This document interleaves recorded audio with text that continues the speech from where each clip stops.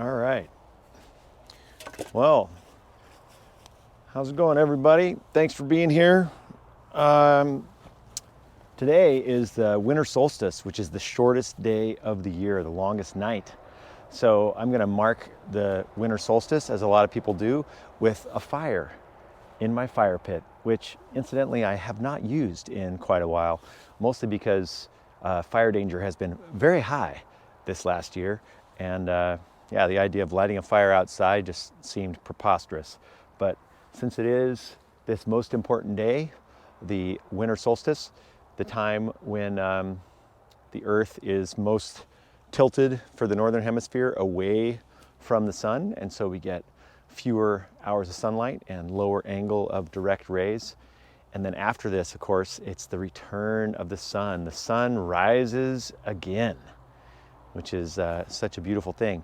And then we start working our way towards the summer solstice, which is on June 21st, of course.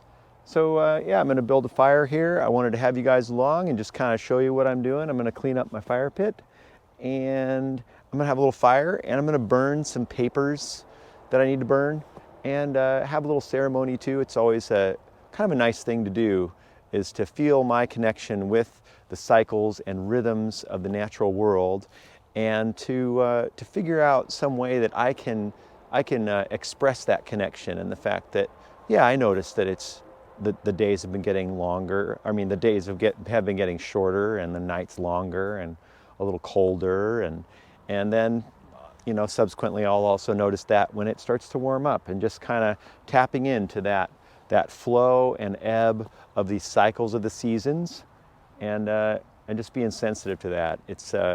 It's very calming, very grounding, and a beautiful thing to participate in. So yeah, gonna clean this out, build a little fire, have a little ceremony. So I thought I'd have you guys along. Thanks for being here.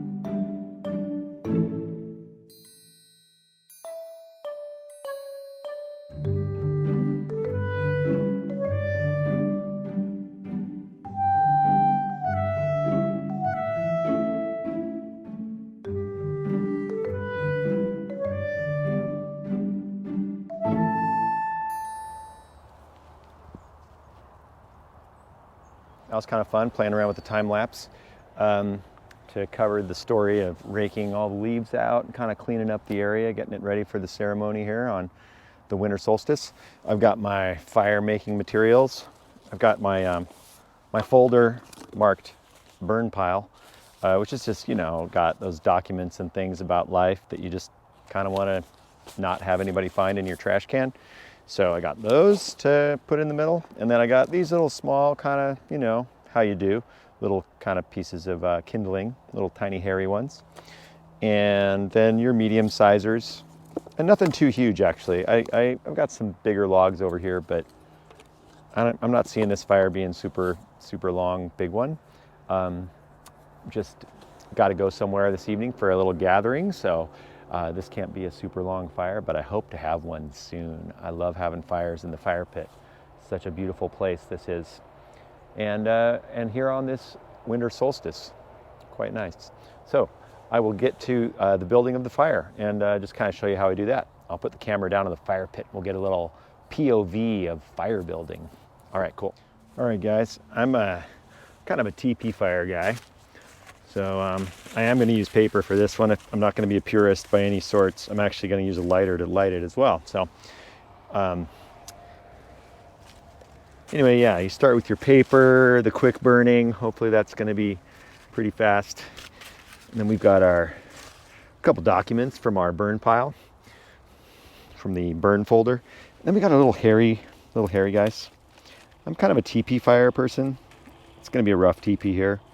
Not super specific here about making the completely accurate TP.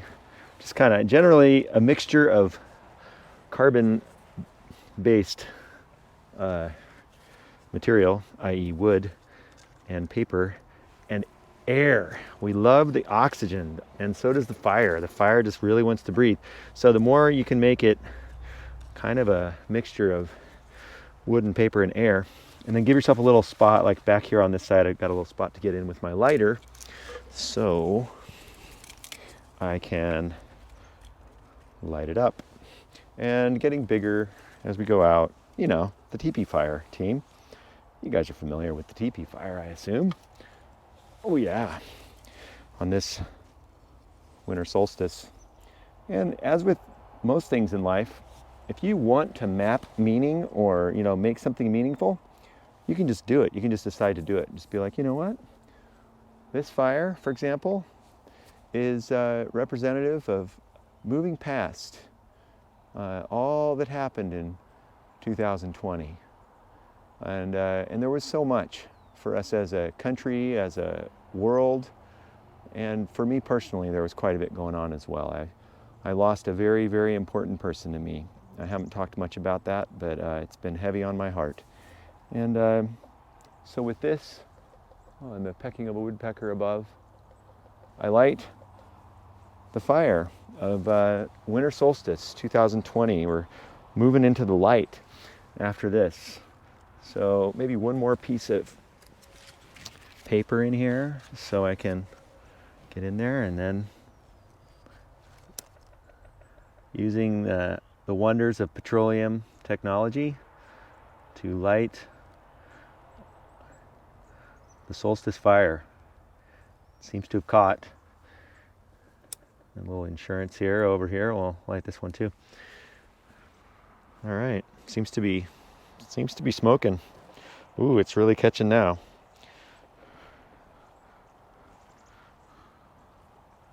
I'm so happy. Very cool.